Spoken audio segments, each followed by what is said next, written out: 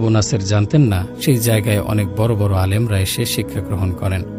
এরপর বড় পীর আব্দুল কাদের জিলানী রহমতুল্লাহি আলাইহি তার একজন শিষ্যকে ডেকে বললেন, যাও আমাদের মেহমান শেখ আবু নাসেরের জন্য একটি গরু নিয়ে এসো।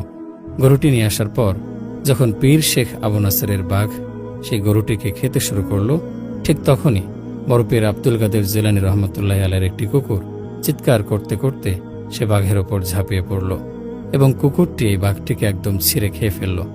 যখন পীর আবু নাসের জানতে পারলেন একটি কুকুর তার বাঘটিকে মেরে খেয়ে ফেলেছে, তখনই তিনি বড় পীর আব্দুল কাদের জিলানী রহমতুল্লাহি আলাইহির কেরামতি সম্পর্কে জানতে পারলেন এবং তিনি বড় পীরের নিকট ক্ষমা চাইলেন।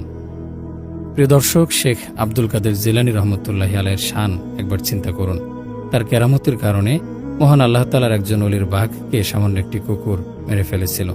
প্রিয় দর্শক মণ্ডলী, প্রতিদিন নতুন নতুন ভিডিও পেতে আমাদের চ্যানেলটি অবশ্যই সাবস্ক্রাইব করুন এবং পাশে থাকা বেল আইকনটি প্রেস করতে অবশ্যই ভুলবেন না। এবং সেই সাথে আপনার যে কোনো মতামত আমাদের জানাতে আমাদের ভিডিওতে অবশ্যই কমেন্ট করুন। আশা করি আপনারা সবাই ভালো থাকবেন এবং সুস্থ থাকবেন। আসসালামু আলাইকুম।